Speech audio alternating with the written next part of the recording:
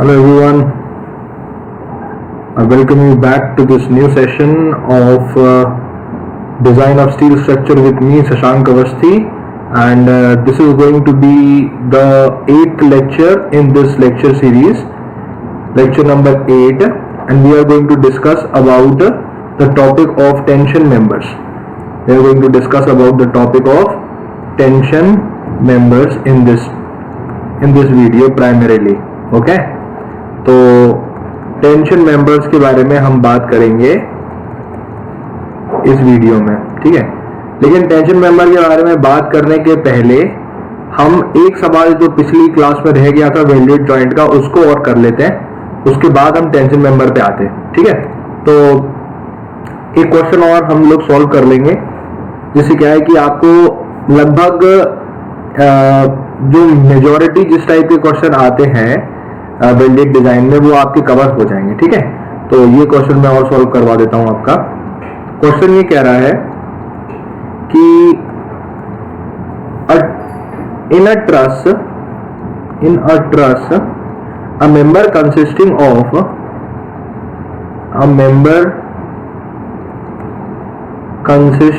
Of 2 ISA 2 Indian Standard Angle Sections 110 multiplied by 110 multiplied by 10 are connected to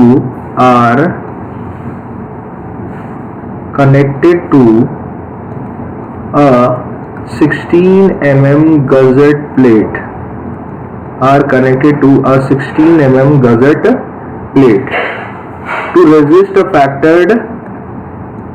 to resist a factored tensile load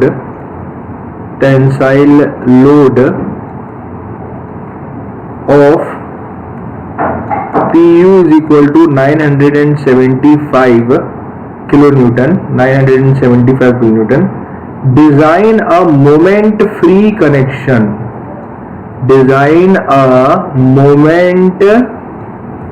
free connection. ठीक है। और एक और चीज given है, जो हमें गिवन है कि वेल्ड के लिए जो अल्टीमेट स्ट्रेंथ की वैल्यू है we have to take it equal to 400 megapascals या 400 न्यूटन पर mm स्क्वायर, जो भी आप बोलना चाहे, and the distance of the centre of gravity from the x and the y axis is equal to 30.9 mm। इसको हम कैसे शो करेंगे? इसको हम ऐसे शो करेंगे कि there is an angle section, there is like एक second so there is this angle section and in this angle section there is this angle section. जैसे ये हमारे पास, क्योंकि एक इक्वल एंगल सेक्शन है, इसलिए इसकी जो दोनों एजेस होंगी, कौन सी दोनों एजेस? ये जो एज है this is also 110 mm and this edge is also 110 mm and the thickness is 10 mm, ठीक है। थिकनेस किसके बराबर है? 10 mm के बराबर है तुम्हारे पास, ठीक। ओके, सो जो ये CXX और CYY है, ये क्या है? ये मैं यहाँ इस डायग्राम में बता दूं तुम लोगों को।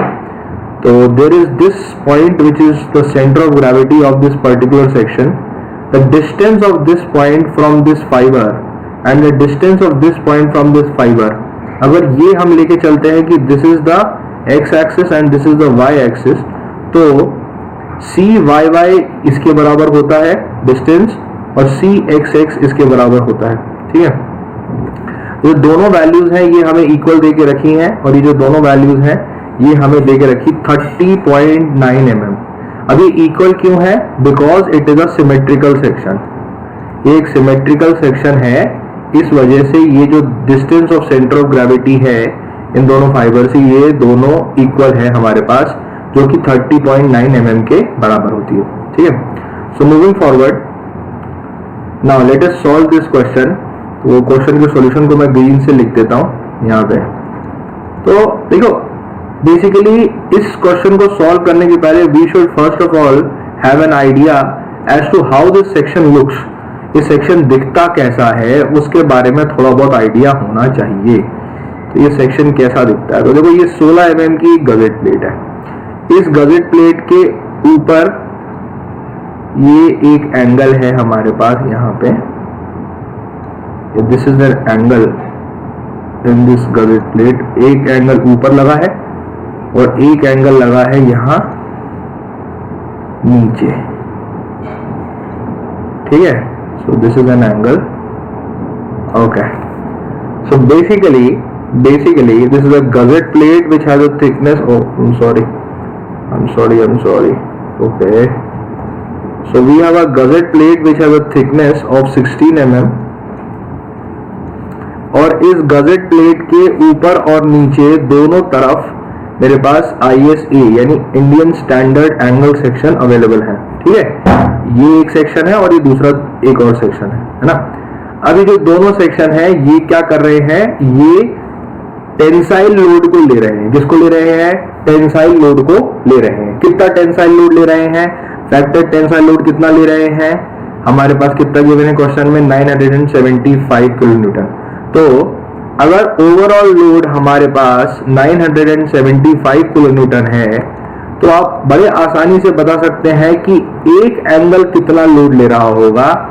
एक एंगल लोड ले रहा होगा 975 divide by 2 which is equal to 487.5 kilonewton के बराबर।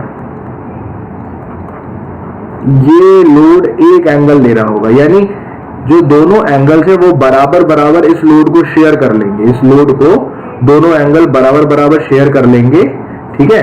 तो हम कह सकते हैं कि सिंगल एंगल पे कितना लोड लगेगा? 487.5 किलोन्यूटन का लोड लगेगा, ठीक है।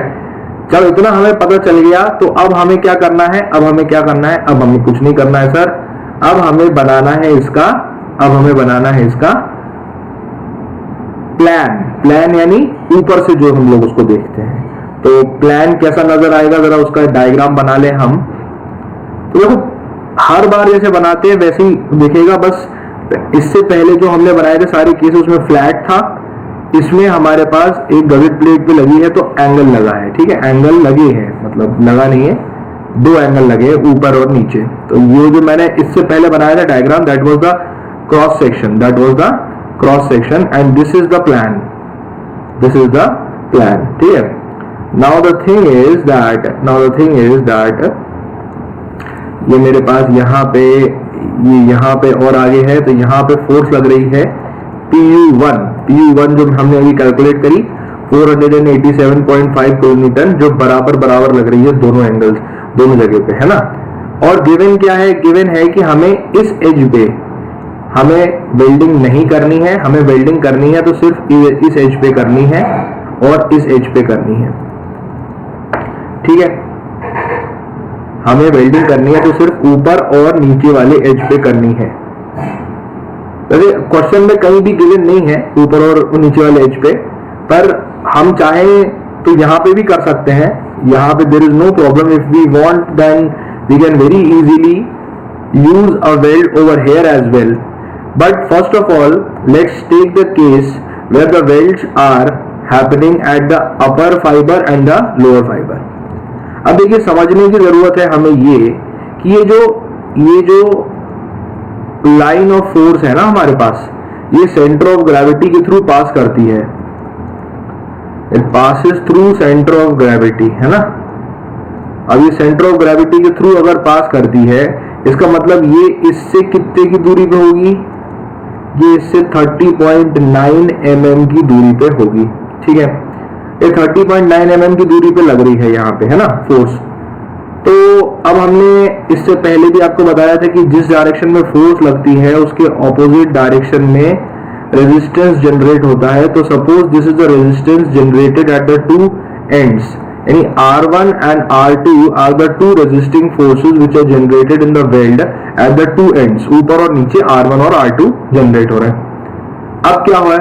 अब हमें अगर ऊपर की लेंथ कुछ दी हुई है, मान लो L1, और नीचे की कुछ लेंथ दी हुई है मान लो L2, तो R1 की वैल्यू बहुत आसानी से हम बता सकते हैं L1 into throat thickness multiplied by FU divided by 1.25 into √3।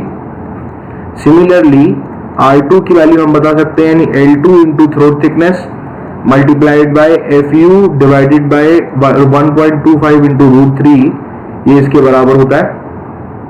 अब क्या होता है कि जो थ्रोट थिकनेस की वैल्यू है ये हमें पता है डिपेंड्स ऑन S, तो ये वैल्यू तो साइज ऑफ वेल्ड के ऊपर डिपेंड करेगी। FU की वैल्यू अपने आप ही कांस्टेंट है, ये तो हमें क्वेश्चन में गिवन है, कितनी है 400 मेगापास्कल के बराबर हमें पहले से दी हुई है ना। अब क्या हो रहा है, इसका मतलब ये है कि जो R1 है और जो R2 है इसको गवर्न करने वाली कौन सा फैक्टर है, इसको गवर्न करने वाला फैक्टर है इसकी लेंथ, यानी जितनी लंबी लेंथ होगी उस वेल्ड की उतना ही ज्यादा वो weld force of resistance provide करेगा। ठीक है, बहुत बढ़िया बात है सर। अब आप बताना क्या चाहते हो? बताना बेटा बस यही है कि we just have to find out this value, यानी हमें लेंथ की वैल्यू को पता करना है कि लेंथ कितनी है और हमें साइज ऑफ वेल्ड को फिक्स करना है, क्योंकि डिजाइन में साइज ऑफ वेल्ड फिक्स करना जरूरी है।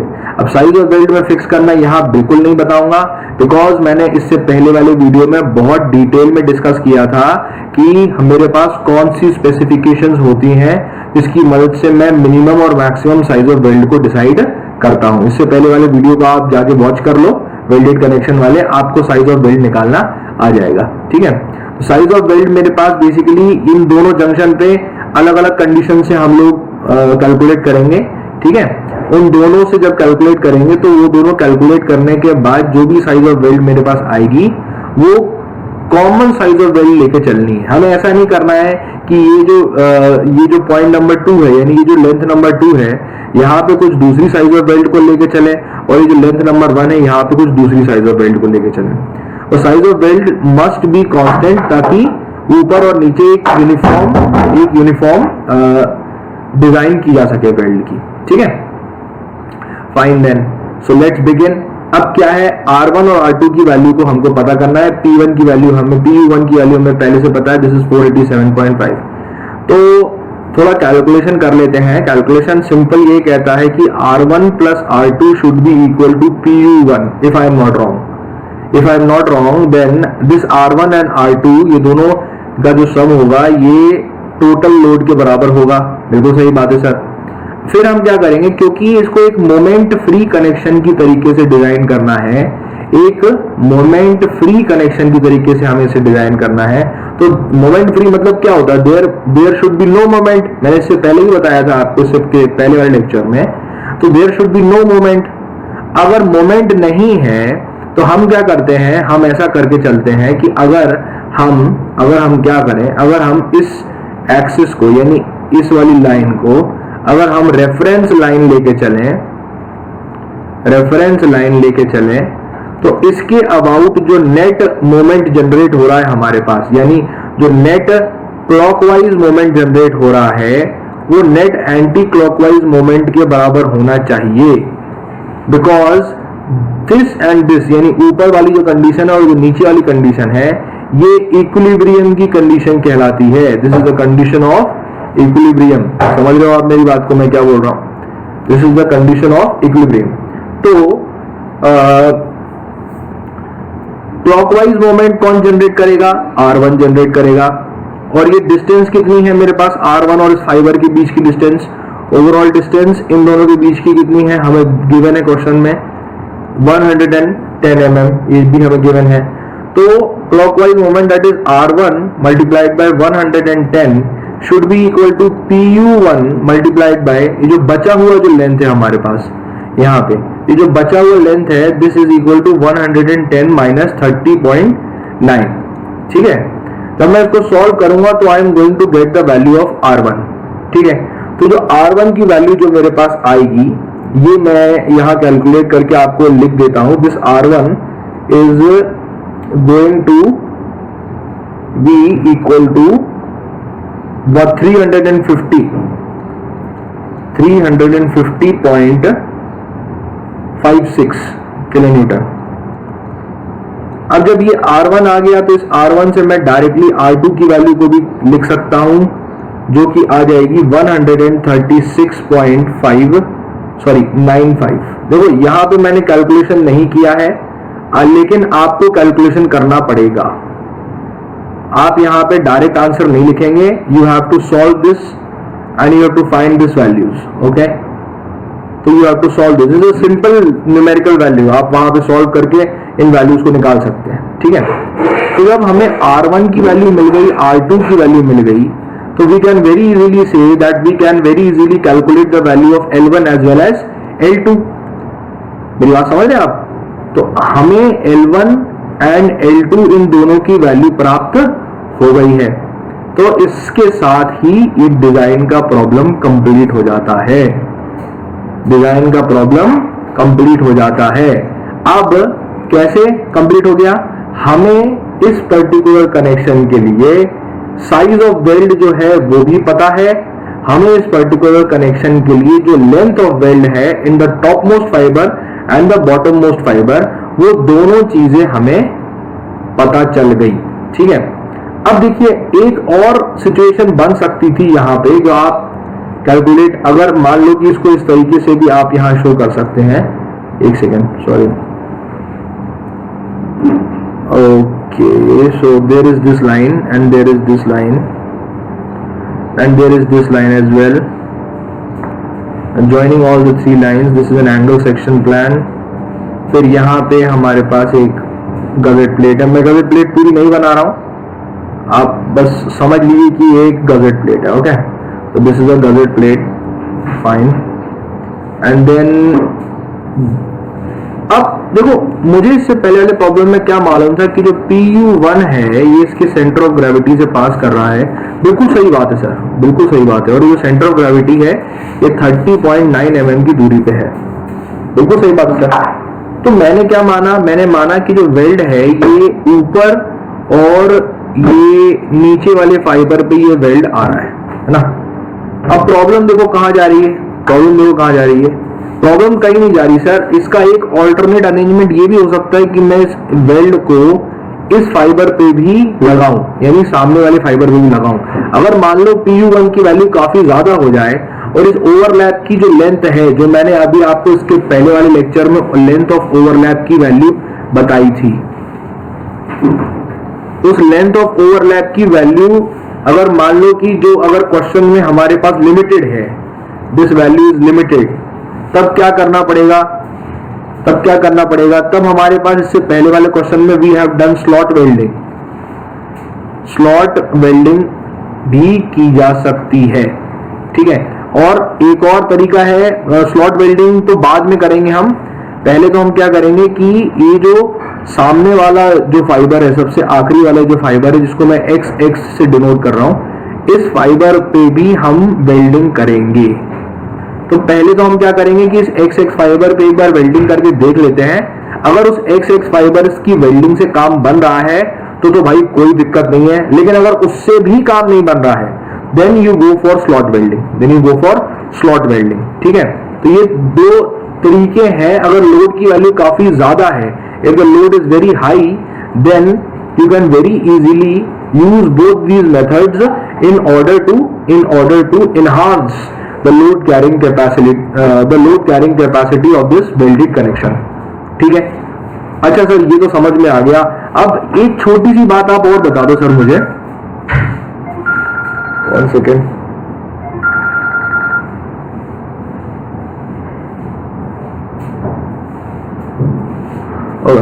एक छोटी सी बात आप और बता दो मुझको कि ये जो रेजिस्टिंग फोर्स जो जनरेट हो रहा है मेरे पास, ये यहाँ पे R3, ये कहां पे जनरेट हो रहा है? This resisting force R3. तो resisting force R3 is dependent on the weld, और वेल्ड क्या है? वो इस XX फाइबर के अबाउट फैला हुआ है. ठीक है, तो जो R3 जो एक्ट करेगा ना, this is going to act at a distance of 110/2, that is 55 mm. R2 कहां एक्ट करेगा? 110/2, यानी इस वेल्ड के जस्ट सेंटर पॉइंट पे एक्ट करेगा. R3 इसके सेंटर पॉइंट पे, और बाकी जो थे यानी R1 और R2 ये दोनों तो पहले से एक्ट कर रहे थे. तो अब हमारे पास क्या इक्वेशन बन जाएगी कि PU1 is equal to R1 plus R2 plus R3. ठीक है। और हमने फिर जब मोमेंट को कैलकुलेट किया तो PU1 into 110 minus 30.9 is equal to R1 into 110 plus R3 into 55, 110/2 है, ठीक है। तो ये हो गया मोमेंट की वैल्यू को जीरो करना, नेट मोमेंट की वैल्यू को जीरो करना, और ये हो गया नेट फोर्स की वैल्यू को जीरो करना। और ये जो दोनों कंडीशन है इन्हीं को मैं कहता हूं equilibrium conditions, which need to be satisfied in case of a moment free connection, moment free connection. Okay sir, okay, so we get it. ये जो दोनों चीजें हैं, स्लॉट वेल्डिंग और this extra welding on this x axis, ये x axis है हमारे पास ऊपर और नीचे से, आखिरी में जो है हमारे पास ये जो एक्सिस है, ये जो दोनों तरीके हैं ये तब लगाए जाएंगे जब हमारे पास लोड की वैल्यू काफी ज्यादा हो जाएगी, ठीक है। तो इसकी मदद से हम क्या कर सकते हैं, अब R1 की वैल्यू निकाल सकते हैं, R2 की वैल्यू निकाल सकते हैं और R3 की वैल्यू को हम निकाल सकते हैं, ठीक है। यहाँ पे अच्छा एक बात और आप कहोगे सर यहाँ पे 2 इक्वेशंस और 3 अननोन है, 2 इक्वेशन है और 3 अननोन है, तो ये तो सर प्रॉब्लमैटिक सिचुएशन हो गई ना, दिस इज प्रॉब्लमैटिक सिचुएशन। तो आप ध्यान से अगर देखो तो ये जो R3 है, हमारे पास, ठीक है, ये R3 हमारे पास लग रहा है ओवरऑल 55 mm की लेंथ पे। तो ऑब्वियस सी बात है कि जो R3 है ये सफिशिएंट है, इसको तो हमें कैलकुलेट करना ही नहीं है, we don't have to calculate the value of R3, हमें तो सिर्फ R1 और R2 की वैल्यू को सिर्फ कैलकुलेट करना है, और इस R1 और R2 की वैल्यू के करस्पॉन्डिंग हमें जो दोनों लेंथ्स हैं इनको और कैलकुलेट करना है। समझ रहे हैं आप मेरी बात? We do not have to calculate the value of R3 in this problem, ठीक है। So this is one of the cases which can come in front of you while dealing with the problem of welded joints. This marks the end of the topic of welded joints. Now let's move on to a fresh topic, that is design of tension members. This is the third topic after completing the topic on plastic analysis, then connections. Now we are moving on to the design of tension members. Okay, ठीक है। So as the name suggests, जैसे इसका नाम suggest करता है, तो tension member वो member होते हैं जो टेंसाइल फोर्सेस को लेते हैं, ठीक है। किसको लेते हैं? टेंसाइल फोर्सेस को लेते हैं। इनका एक बहुत प्रोमिनेंट एग्जांपल है टाई बीम, ठीक है। टाई बीम क्या करती है? टेंशन लेती है ट्रस के केस में, ठीक है। इसके अलावा भी बहुत सारे एग्जांपल होते हैं, पर मोस्टली आपको यही देखने को मिलेगा। आपको कहीं पे भी टाई बीम या टाई मेंबर ऐसा कुछ अगर आपको देखने को मिले तो आप मान लीजिए कि that is going to be a tension member, okay. तो टेंशन मेंबर की डिजाइन कैसे करनी है? तो वो टेंशन मेंबर की डिजाइन उसके फेलियर के क्राइटेरिया के ऊपर डिपेंड करती है, ठीक है। टेंशन मेंबर के जो फेलियर है, it is mostly governed by one of the criterias, that is shear lag। तो ये बहुत इंपॉर्टेंट है, ये बहुत ज्यादा इंपॉर्टेंट है, ठीक है। अब shear lag को समझने के लिए पहले इसकी थोड़ी डेफिनेशन लिटरल टर्म्स में हम लिख लेते हैं, ठीक है। तो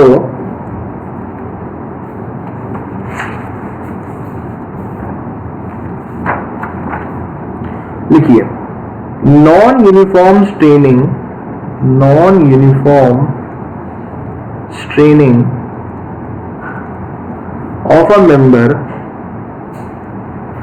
of a member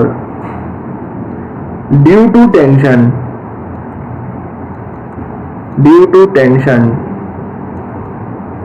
is known as shear lag।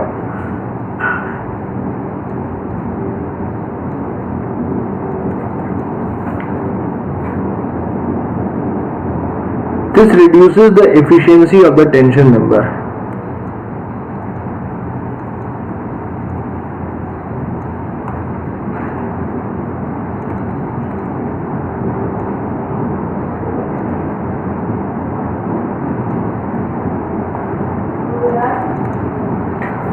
Okay, so what, अब इसको अभी हमने टेक्निकल टर्म्स में लिखा है, इसको अभी समझेंगे अभी अपन लोग, ठीक है ऐसा।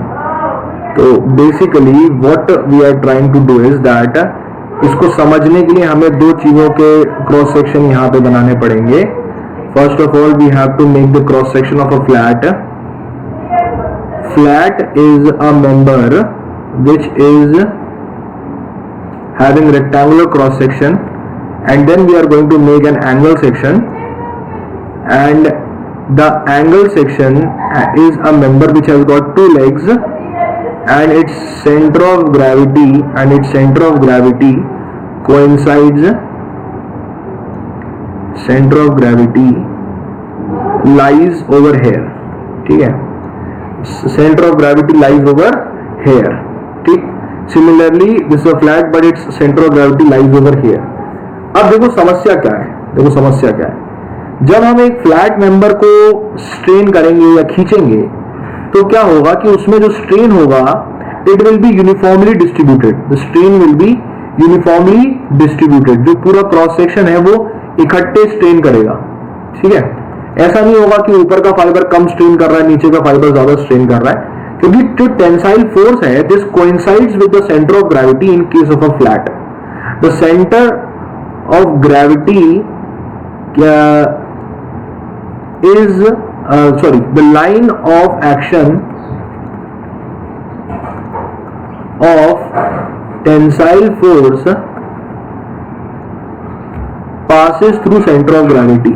Okay, passes through center of gravity, ठीक है। यानी सेंटर ऑफ ग्रेविटी से पास करती है वो force, that is why there is no shear lag, इसमें कोई शियर लैग नहीं होता, नो शियर लैग। अब बात करते हैं एंगल की, तो वो एंगल के केस में जो फोर्स है वो इस सेंटर ऑफ ग्रेविटी से पास कर रही है, लेकिन जो रेजिस्टेंस फोर्स हमारे पास जनरेट होती है वो हमारे पास जनरेट होती है इस लेग में, जो लेग मेरे पास गजेट प्लेट से जुड़ा हुआ है। आप समझ रहे हैं मेरी बात को, ये लेग है जो इस गजेट प्लेट से जुड़ा हुआ है, this is the gazette plate, और ये इसमें बोल्ट के थ्रू जुड़ा हुआ है ये लेग, ठीक है। तो जब मैं इसको इस एंगल को जब मैं खींचने की कोशिश करूंगा तो इसमें एक फोर्स जो लगेगी वो इस डायरेक्शन में लगेगी आगे के साइड में, जो कि कौन सी फोर्स होगी, this is going to be the tensile force, ठीक है। And the other force which is acting in the opposite direction to resist that tension is going to act at the junction of this bolt, is going to act at the junction of this bolt. समझ रहे हैं आप मेरी बात को क्या? तो इससे क्या होगा कि there is going to be कि ये जो मेंबर है ये ज्यादा स्ट्रेन हो जाए और ये जो मेंबर है ये कम स्ट्रेन हो, यानी कि एक ही कंपोनेंट के दो लेग्स में स्ट्रेन अलग अलग हो, ठीक है। इस मेंबर में ज्यादा स्ट्रेन हो सकता है, इस मेंबर में कम स्ट्रेन हो सकता है।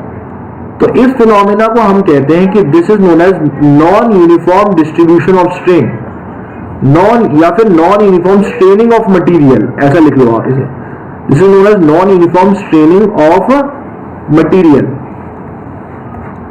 ठीक है। अब non uniform straining of material होती है तो इसी को हम फिनोमेना को हम कहते हैं शियर लैग फिनोमेना। क्या कहते हैं? Shear lag phenomena. हमें टेंशन मेंबर की डिजाइन में सोली शियर लैग फिनोमेना को रिड्यूस करना है या इसको रिमूव करना है। कि किस तरह से शियर लैग को हम रिमूव कर सकते हैं। This is the governing criteria. अगर हमने शियर लैग से इस मेंबर को बचा पाए तो ये मेंबर क्या करेगा, ये मेंबर सेफ रहेगा, ठीक है। तो हमें फोकस करना है कि शियर लैग ना हो, ठीक है, शियर लैग ना हो हमारे पास। मेरी बात समझ में आ रही है? ठीक है। So this was which I had made you right in this word format. जो मैंने आपको यहाँ डेफिनेशन बताई है शियर लैग की, वो मैं ये यहाँ पे आपके सामने है। तो this is the main design problem, इसको हमें सॉल्व करना है, ठीक है। Okay, so now we have to find, जैसे एक और इसकी एनालॉजी है, थोड़ा और क्लैरिटी समझ में आएगा अगर ये इस तरीके से और एक बार इसको समझने की कोशिश कर लेते हैं। तो बेसिकली एक रबर है, जैसे एक बहुत बड़ी सी एक रबर की शीट है, और ये रबर की जो शीट है, इस रबर की शीट में I have punched a rectangular cavity, एक रेक्टेंगुलर कैविटी हो गई है यहाँ पे, ठीक है।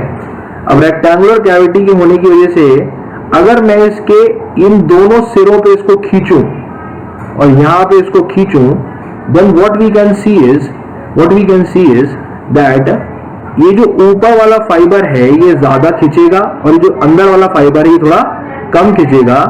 तो there is going to be a deformed shape like this, there is going to be a deformed shape like this, and this deformed shape, in this deformed shape ये जो टॉप मोस्ट फाइबर है इसमें ज्यादा strain लग रहा है, जो bottom most fibre है इसमें कम स्ट्रेन लग रहा है, ठीक है। So this is one of the finest example, ये एक और तरीके का एग्जाम्पल है जिससे हम समझ सकते हैं कि shear lag क्या हुआ, यानी इसमें ज्यादा shear हुआ, इसमें कम shear हुआ, तो इस फिनोमिना को ही हम लोग कहते हैं shear lag। और इससे पहले मैंने एंगल सेक्शन वाला, तो इससे जस्ट पहले मैंने आपको एंगल सेक्शन के बारे में भी बता दिया था, ठीक है। तो हमें इसको रिमूव करना है। अब बात आती है कि इसको रिमूव किया कैसे जाए, इसको रिमूव किया कैसे जाए। इनको रिमूव करने के लिए we use special sections that are lug angles, that are known as lug angles. अच्छा, हमेशा याद रखना है कि फ्लैट्स के केस में shear lag नहीं होता, सो इसके लिए डिजाइन की ऐसे कोई खास क्राइटेरिया नहीं है जो उसके हमें ध्यान देना है। बस कनेक्शंस पे हमें नेट सेक्शन रप्चर और ग्रॉस एरिया यील्डिंग वाला जो क्राइटेरिया था इससे पहले जो हमने पढ़ा था उसको सिर्फ हमें ध्यान में रखना है, ठीक है। लेकिन shear lag के केस में हमें एंगल्स के केस में हमको shear lag के क्राइटेरिया को भी ध्यान में रखना है, ठीक है। ओके, सो मूविंग फॉरवर्ड, लग एंगल, इसके बारे में मैं आपको बता रहा था। तो देखो लग एंगल बेसिकली दिखता कैसा है, वो पहले उसका एक डायग्राम बना लो, जिससे क्या है कि चीजें थोड़ी आसान हो जाएंगी हमारे लिए समझने के लिए, ठीक है। तो this is a gusset plate and this is the angle which I would like to make in front of you. So this is the angle, and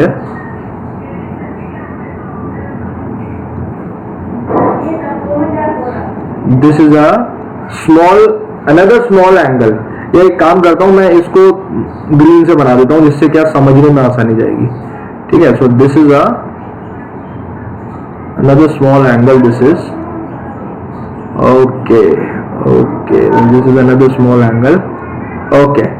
तो आप देखो क्या हुआ है, अब आप देखो क्या हुआ है, सर बात ये हो गई है सर कि अगर मैं इस मेन एंगल को, अगर मैं इस मेन एंगल के साथ एक सब्सिडरी एक छोटा सा एंगल और बिल्ड कर दूं यहाँ पे, तो क्या होगा कि ये जो मेन एंगल होगा, इसकी जो सेंटर ऑफ ग्रेविटी यहाँ थी जहां से इसका नेट फोर्स पास कर रहा था, वो सेंटर ऑफ ग्रेविटी से पास करने की जगह पे अब वो सेंटर ऑफ ग्रेविटी से पास करने की जगह पे अब जो line of action of force होगी, this is going to shift to this point. ये जो यहाँ पे थी, this is going to shift to this point, ठीक है। और यहाँ पे शिफ्ट होने के साथ ही वो पूरा का पूरा एंगल जो होगा, that whole angle is going to become equally strained. क्या होगा?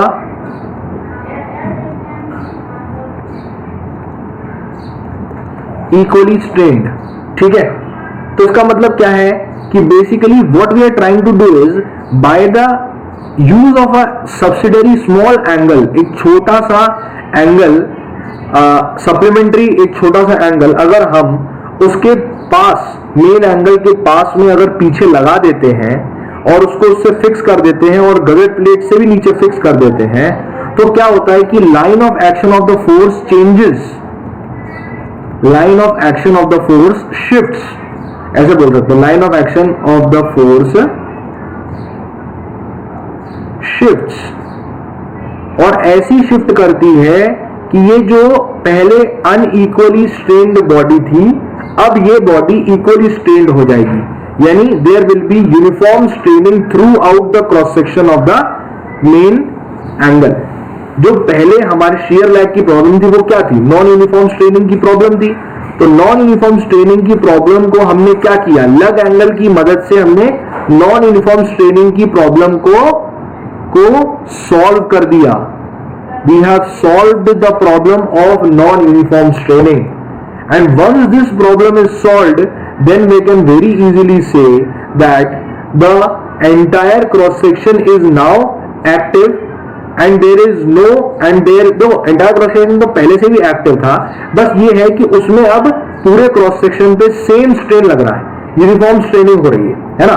तो यूनिफॉर्म स्ट्रेनिंग की वजह से क्या होगा कि अब हमारा जो शियर लैग का जो प्रॉब्लम था, जो मैंने इससे पहले डिस्कस किया था, that shear lag problem is now solved. ठीक है, तो शियर लैग बीमारी है और लग एंगल उसकी दवा है. ठीक है, तो लग एंगल की दवा का उपयोग करके हम शियर लैग की प्रॉब्लम को सॉल्व कर देते हैं. ठीक है, लग angle is also one of the reasons behind the decrease in length of the tension member. यानी टेंशन मेंबर की लेंथ में जो कमी होती है, जो टेंशन मेंबर की लेंथ में जो कमी होती है, उसके पीछे का जो मेन रीजन है वो लग एंगल होता है. मेरी बात समझ रहे हैं मैं क्या बोल रहा हूं? ठीक है, तो लग angle is responsible for decrease in overlap for a tension member. Tension member में ओवरलैप की वजह से जो डिक्रीज होता है, उसके पीछे जो मेन रीजन होता है, that is a lug angle. ठीक है, तो इतने ये दो चीजें अब हमने समझ ली कि what is a shear lag and we have also understood that what is a lug angle. ठीक है, now concept number 3, we are going to talk about long joints. Concept number 3, we are going to talk about long joints. Long joints concept है.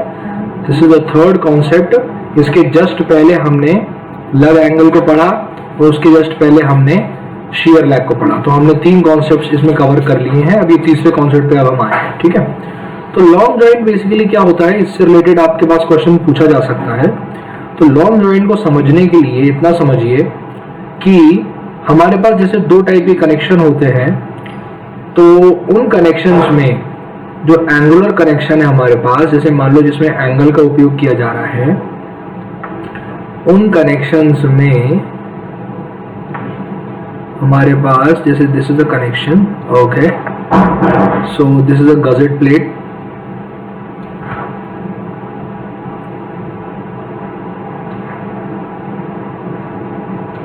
ये gazette plate है हमारे पास, और या तो हम यहाँ बोल्ट्स यूज कर सकते हैं, इधर वी कैन यूज बोल्ट्स और वी कैन यूज वेल्ड्स.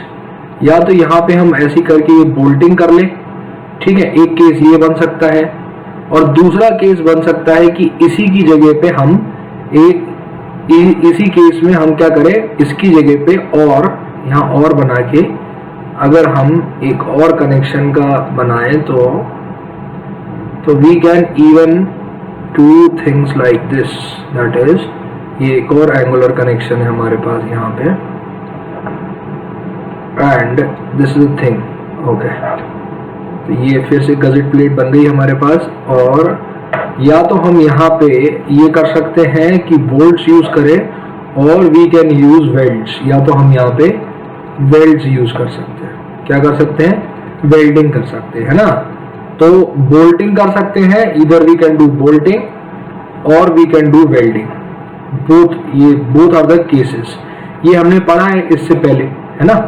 अब लॉन्ग जॉइंट क्या होता है? लॉन्ग जॉइंट वो जॉइंट होता है जिसमें जो ओवरलैप हो रहा है हमारे पास, जो ओवरलैप हो रहा है हमारे पास, लेंथ ऑफ ओवरलैप, यानी मैं इसको लेंथ ऑफ एल नॉट से रिप्रेजेंट करता हूं. ये L not should not be less than 15 times diameter, और L not should be greater than 15 times diameter. ये डायमीटर की जगह फाई उपयोग कर लो, जिससे क्या है समझने में आसानी जाए. फाई, क्योंकि मैंने फाई को रिप्रेजेंट किया है ना. Phi is the nominal diameter of bolts. Nominal diameter of bolts. है ना, ये है फाई अपने पास यहाँ पे। तो जो लेंथ होती है, ओवरलैप की जो लेंथ होती है, ये 15 टाइम्स फाई से ज्यादा हो अगर, या वेल्डेड के केस में अगर ये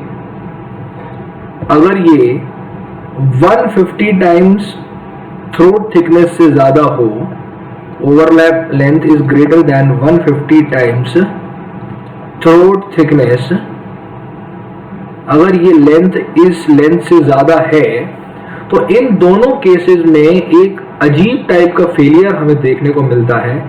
एंड दैट फेलियर इन दोनों केसेस में, इस केस में और इस केस में, इन दोनों केसेस में we see that unbuttoning failure is seen. Unbuttoning failure is observed. Unbuttoning failure क्या होता है? अनबटनिंग फेलियर ये होता है कि इसमें क्या है, जो आउटर मोस्ट बोल्ट है हमारे पास, जैसे ये दोनों, जैसे मान लो ए बोल्ट है, बी है, ये सी है, तो सबसे पहले ए और सी ये दोनों फेल होंगे, और फिर प्रोग्रेसिवली अंदर की तरफ हम मूव करेंगे और अंदर वाले बोल्ट प्रोग्रेसिवली फेल होंगे। ठीक है, यानी पहले बाहर के बोल्ट्स फेल होने चाहिए, फिर अंदर के बोल्ट्स फेल होने चाहिए। तो this kind of failure is known as unbuttoning failure. Similarly पहले जब अगर हम वेल्ड की बात करें, तो पहले बाहर का बोल्ट निकलेगा, सॉरी बाहर का वेल्ड जो है वो पहले फेल होगा, फिर जाते जाते अंदर के वेल्ड फेल होते चले जाएंगे। ठीक है, तो इस अनबटनिंग फेलियर को कंसीडर करने के लिए हमें एक रिडक्शन फैक्टर से मल्टीप्लाई करना पड़ता है उस कनेक्शन की स्ट्रेंथ को। और ये जो रिडक्शन फैक्टर होता है हमारे पास, ये हमारे पास कोड में गिवन है, लेकिन हमें नहीं पढ़ना। For GATE examination we are not concerned about the reduction factor. We just have to focus that अगर ये दोनों कंडीशंस सैटिस्फाइड हैं तो अनबटनिंग फेलियर होगा, और अनबटनिंग फेलियर के लिए स्ट्रेंथ को थोड़ा सा रिड्यूस करना पड़ता है, परमिसिबल स्ट्रेसेस को थोड़ा सा रिड्यूस करना पड़ता है। ठीक है, तो लॉन्ग जॉइंट वो जॉइंट्स होते हैं जिनके केसेस में हमें अनबटनिंग फेलियर देखने को मिलता है, और unbuttoning failure is highly undesirable. That is why we do not want this failure to happen. So we reduce the permissible stresses. या तो हम, अब हमारे पास दो रास्ते हैं, या तो हम इस ओवरलैप लेंथ की जो लेंथ है L0 जो है, या तो इसको कम करें, और या तो जो परमिसिबल स्ट्रेसेस हैं उसको कम करें। अब दोनों ही ऑप्शन, दोनों ही रास्ते आपके ऊपर है कि आप क्या करना चाहते हैं। ठीक है, बस इतना ध्यान रखना है कि अगर हमारे पास इसको ओवरलैप लेंथ को कम करने का रास्ता नहीं है तो अनबटनिंग फेलियर होगा। क्या होगा? अनबटनिंग फेलियर होगा। और अनबटनिंग फेलियर का मतलब क्या होता है कि स्ट्रेंथ में क्या है, रिडक्शन आता है। अब देखो, इसी चीज को कनेक्ट करो लग एंगल से। लग एंगल क्या करता था, मैंने अभी आपको बताया, लग angle helps in decreasing the length of the tension member. यानी जो टेंशन मेंबर पहले इतनी दूरी पे था, वो उसकी ओवरलैप लेंथ को कम करने की कोशिश करता है। यानी अगर इस मेन एंगल के साथ इसके पीछे एक छोटा सा लग एंगल भी लगा देते, इसके पीछे अगर हम एक लग एंगल को भी कनेक्ट कर देते इसकी बैक टू बैक में, तो क्या होता है, इसकी ओवरलैप लेंथ कम हो जाती, और ओवरलैप लेंथ कम हो जाने की वजह से ये लॉन्ग जॉइंट नहीं बनता, और लॉन्ग जॉइंट नहीं बनता तो इस पे अनबटनिंग फेलियर नहीं होता। क्या होता? अनबटनिंग फेलियर नहीं होता। So this is one of the major advantages that we get when we use a lug angle. समझ गए आप मेरी बात को? तो लग एंगल का उपयोग करना एक टेंशन मेंबर में एक प्रकार का वरदान है। It is a boon. ठीक है, and we should use these angles with the main angle. ठीक है, वेनेवर, कब यूज करना है इसका, लग एंगल का? Whenever the line of action of the force and the resisting force, both of them do not coincide, then we use a lug angle. ठीक है, so I hope you people have understood it. Now we are going to move on to the next concept, that is grip length concept. तो fourth concept जो मैं आपको बताना चाहूंगा यहाँ पे, that is a grip length concept. अब ये क्या चीज है sir, what is this thing? तो इसको समझने के लिए सबसे पहले तो हम लैप लेंथ की तरफ जाते हैं और लैप जॉइंट एक बनाते हैं। लैप जॉइंट मैंने इससे पहले जब कनेक्शंस वाला मैं यूनिट पढ़ा रहा था तो I have very detailed discussion किया था कि लैप जॉइंट होता क्या है और उसे कैसा वो दिखता है। I have made each and everything clear. काम करते हैं, बोल्ट को हम क्या करते हैं, ब्लू से रिप्रेजेंट कर देते हैं, मेन मेंबर को हम रिप्रेजेंट कर देते हैं इससे। तो दिस इज अ बोल्ट, हो गया, दिस इज अ बोल्ट। ये नीचे और ऊपर यहां पे बोल्ट लगा हुआ है ना। अब क्या हो रहा है, अब क्या हो रहा है कि there is this member and there is this member and both these members, जब भी हम इनमें से मान लो कि ये टेंशन मेंबर है और ये हमारे पास गजेट प्लेट है, तो अगर मैं इसको इस बोल्ट के माध्यम से यहाँ पे इन दोनों मेंबर्स को अगर मैं जोड़ दूं तो क्या होगा, कि मैं ये देखूंगा कि ये ऊपर लगने वाला जो फोर्स है और नीचे लगने वाला जो फोर्स है, इसके बीच में कुछ डिस्टेंस आती है। मैं येलो से रिप्रेजेंट कर देता हूं जिससे इसको समझना आसान जाए। तो ये जो येलो से आप देख रहे हैं, जो डिस्टेंस आती है, ये डिस्टेंस कहलाती है grip length. This distance is known as grip length. This distance is known as the grip length, ठीक है। और जो ग्रिप लेंथ होती है, ये मेरे पास इसके लिए IS 800 2007 में कुछ प्रोविजंस हैं हमारे पास कि ग्रिप लेंथ जो है ये कितनी होनी चाहिए। तो पहले मैं वो प्रोविजन आपके सामने यहां लिख देता हूं, आप लोग पहले उसे नोट कर लो, फिर उस पर डिस्कशन करेंगे, ठीक है। तो if this grip length is greater than 5 times 5, then reduce या introduce a reduction factor is applied to shear strength of bolt. Okay, अगर ग्रिप लेंथ की वैल्यू 5 से ज्यादा है और 8 से कम है,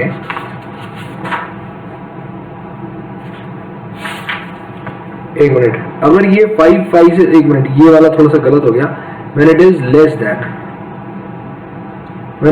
than 5, जब ये when it is greater than 5 but less than 8, यहां पे ऐसा लिखना चाहिए। ओके, ऐसा लिखना चाहिए।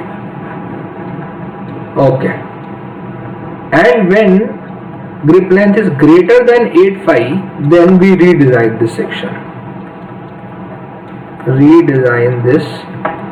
section. Okay sir, okay.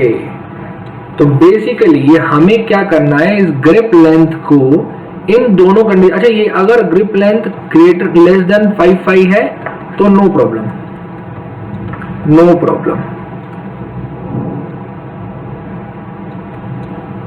अच्छा, अब ये तीनों चीजें आपने लिख लो यहाँ पे, जो मैंने यहाँ स्टार मार्क कर रहा हूं, पहला, दूसरा और तीसरा।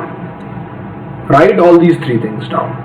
These are the codal provisions which are mentioned in IS 800/2007, and these codal provisions very easily define the value of the grip length within few parameters. जैसे ये अगर 5 से कम है, यानी 5 times नॉमिनल डायमीटर से, नॉमिनल डायमीटर तो पता ही है हमें, हमने इससे पहले इसके बारे में डिस्कस किया था कनेक्शन वाले यूनिट में।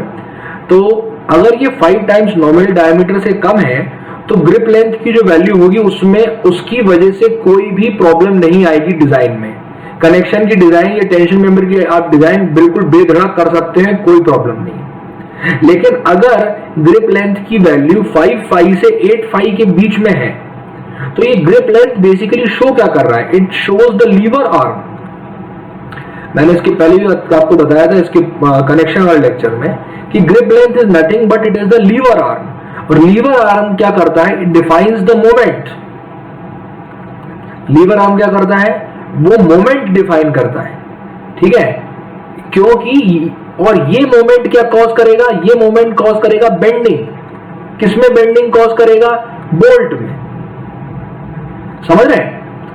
लीवर आर्म जो है ये डिफाइन करेगा कि कितना मोमेंट जनरेट हो रहा है, कितना कपल जनरेट हो रहा है, और वो जो कपल है वो क्या करेगा, वो बेंडिंग जनरेट करेगा बोल्ट में, कि बोल्ट में कितनी बेंडिंग हो रही है, ठीक है।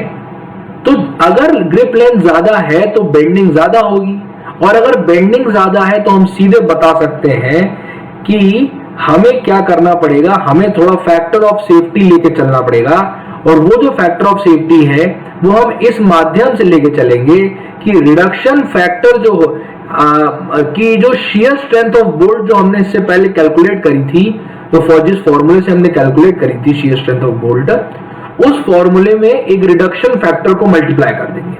क्या करेंगे, रिडक्शन फैक्टर को मल्टीप्लाई कर देंगे, शियर स्ट्रेंथ के फॉर्मूले में एक रिडक्शन फैक्टर को मल्टीप्लाई कर देंगे।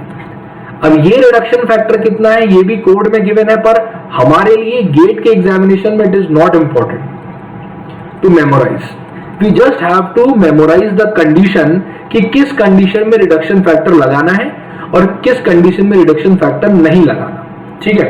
और तीसरा जो कंडीशन बनती है that is grip length is greater then 8.5।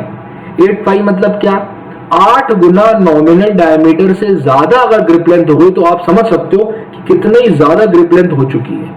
और इतनी ज्यादा ग्रिप लेंथ होने की वजह से क्या है कि बेंडिंग जो है ये प्रीडोमिनेंट हो जाती है। Bending of bolt acts as a predominant mechanism, और बेंडिंग ऑफ बोल्ट जो प्रीडोमिनेंट हो जाती है उस वजह से जो शियरिंग और बियरिंग का जो एक्शन है उससे ज्यादा इंपॉर्टेंस रखने लगती है बेंडिंग का क्राइटेरिया। तो इस वजह से हमें क्या करना है, हम इस कनेक्शन का उपयोग नहीं कर सकते, and we have to redesign this section, we have to redesign this section. So this was the fourth concept जो हमने इस लेक्चर में डिस्कस किया। Now moving on to the next and the last concept of this lecture, I am going to make you write a few values of slenderness ratio. कुछ एक values हैं, ये पांचवा concept है हमारे पास, slenderness ratio। अब ये slenderness ratio क्या होता है ये थोड़ा सा रिवाइज कर ले। अगर हम इसको lambda से रिप्रेजेंट किया जाता है, lambda is the letter which is used to denote slenderness ratio. And slenderness ratio is nothing but it is a ratio of effective length to the minimum radius of gyration, and this minimum radius of gyration is in turn represented by this formula root I minimum by A, that is R is equal to under root of I minimum, यानी minimum moment of inertia। अगर हमारे पास जैसे मान लो कि दो section है जिसके about एक रेक्टेंगुलर सेक्शन है हमारे पास, उस रेक्टेंगुलर सेक्शन के अबाउट एक्स एक्स एक्सिस पे और वाई वाई एक्सिस पे हमारे पास दो मोमेंट ऑफ इनर्शिया की वैल्यू आती है। तो जिस भी एक्सिस पे हमारे पास मिनिमम मोमेंट ऑफ इनर्शिया आएगा, ठीक है, उस एक्सिस की मोमेंट ऑफ इनर्शिया को हम इस फॉर्मूले में पुट कर देंगे और इसके क्रॉस सेक्शनल एरिया से इसको हम डिवाइड कर देंगे, तो हमारे पास रेडियस ऑफ गायरेशन की वैल्यू आ जाएगी। और इस रेडियस ऑफ गायरेशन की वैल्यू को जब हम पुट कर देंगे इस फॉर्मूले में, then we are going to get the value of slenderness ratio, ठीक है। तो स्लेंडरनेस रेशियो की वैल्यू इस प्रकार से निकाली जाती है। अभी स्लेंडरनेस रेशियो के बारे में डायरेक्ट क्वेश्चन आ चुके हैं फ्यूचर में, और ये भी है कि स्लेंडरनेस रेशियो का डायरेक्ट वैल्यू पूछी भी जा सकती है। इंजीनियरिंग सर्विसेज एग्जामिनेशन में भी पूछी जा चुकी है, एसएससी एग्जामिनेशन में भी पूछी जा चुकी है। इसीलिए क्योंकि ये कॉन्सेप्ट अभी रनिंग में है तो हम इस कॉन्सेप्ट की जो वैल्यू है उसको भी हम यहां पे पढ़ लेते हैं। अगर स्लेंडरनेस रेशियो की वैल्यू ग्रेटर देन 400 है, ये आप लिखते जाइए, अगर ये ग्रेटर देन 400 है, then we are going to say that the member will be called as a cable. एक केबल कहलाएगा वो मेंबर, ठीक है। अगर उसकी वैल्यू लैम्डा की वैल्यू 400 के बराबर है, then it may be called as a tension member, ठीक है। अगर लैम्डा की वैल्यू मेरे पास 350 के बराबर है, तो we can say that it is a tension member which is subjected to reversal of stresses due to wind। हवा की वजह से जहां रिवर्सल ऑफ स्ट्रेसेस होता है उसके लिए स्लेंडरनेस रेशियो की वैल्यू 350 के बराबर होती है। ये बहुत इंपॉर्टेंट कॉन्सेप्ट है, you have to by heart this value, इसको याद रखने की आवश्यकता है हमें, ठीक है। देन मूविंग ऑन, अगर लैम्डा की वैल्यू हमारे पास 180 है, यानी ये मिनिमम लैम्डा की वैल्यू है, तो ये वैल्यू हम दो केसेस में लेके चलते हैं। पहला केस जहां पे एक कंप्रेशन मेंबर है, देखो कंप्रेशन मेंबर के लिए लैम्डा की वैल्यू सबसे कम होती है, कंप्रेशन मेंबर के लिए लैम्डा की वैल्यू सबसे कम होती है, ठीक है। और दूसरा केस वो बनता है कि जहां पे रिवर्सल ऑफ स्ट्रेसेस तो है लेकिन विंड की वजह से नहीं है। जहां पे रिवर्सल ऑफ स्ट्रेस तो है लेकिन नॉट ड्यू टू विंड, हम यहां लिखेंगे नहीं नॉट ड्यू टू विंड, बस यहां लिखेंगे जहां रिवर्सल ऑफ स्ट्रेसेस है, जहां रिवर्सल ऑफ स्ट्रेसेस देखने को मिलता है। अब आप कहोगे सर आपने इस पूरी चीज में यहां तो समझ में आ गया सर, कंप्रेशन मेंबर समझ में आता है, हमें ये भी समझ में आता है सर कि टेंशन मेंबर क्या होता है, हमें कंप्रेशन मेंबर भी समझ में आता है सर, हमें केबल भी समझ में आती है, लेकिन आप ये बताइए हमें सर ये रिवर्सल ऑफ स्ट्रेस क्या है, what is this phenomena of reversal of stress.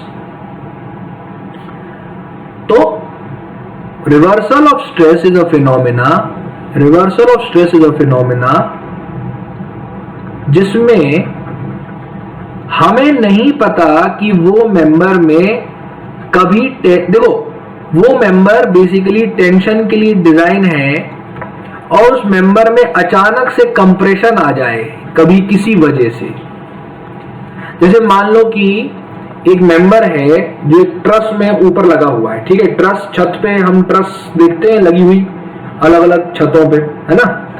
तो इस छत की ट्रस में एक मेंबर है जिसको डिजाइन तो टेंशन के लिए किया गया था, क्योंकि in majority cases this member will take tensile load, ये मेंबर क्या करेगा टेंसाइल लोड को बियर करेगा।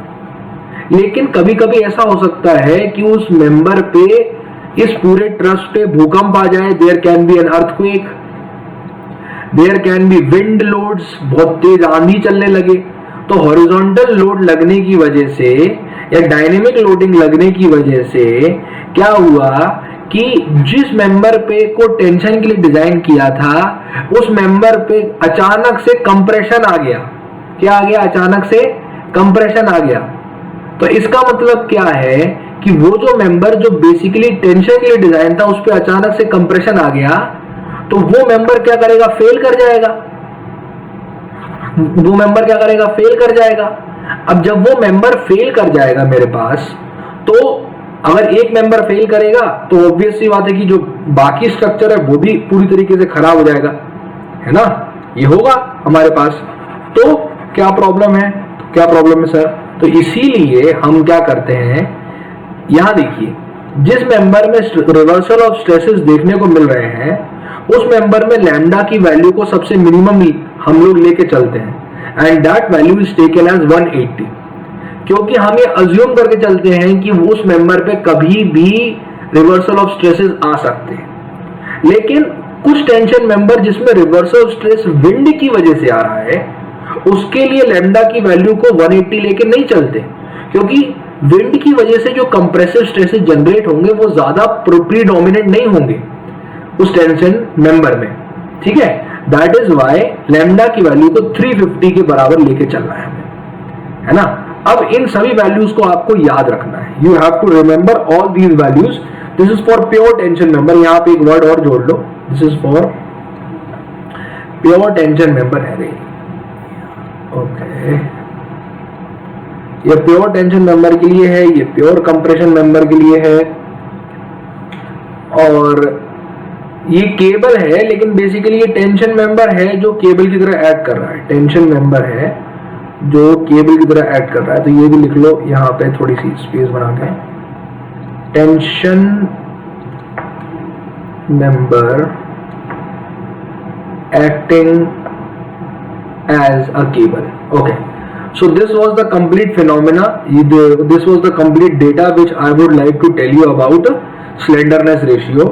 ठीक है, अब स्लेंडरनेस रेशियो को निकालने के लिए एक दो क्वेश्चन भी आ चुके हैं. जैसे एक क्वेश्चन मैं आपके सामने यहाँ पे रख देता हूँ कि जैसे मान लो कि he can ask you this question. एक क्वेश्चन लिख लेते हैं इस पे स्लेंडरनेस रेशियो पे, क्योंकि छोटा क्वेश्चन है पर आपको पता होना चाहिए, है ना. If the minimum radius of gyration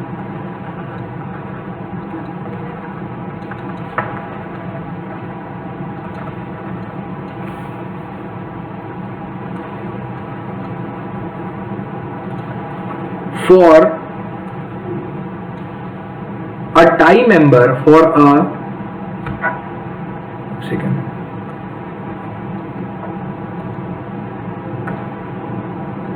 for a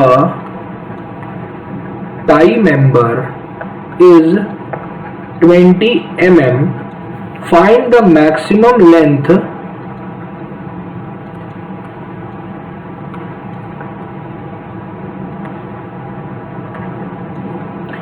provided for this member.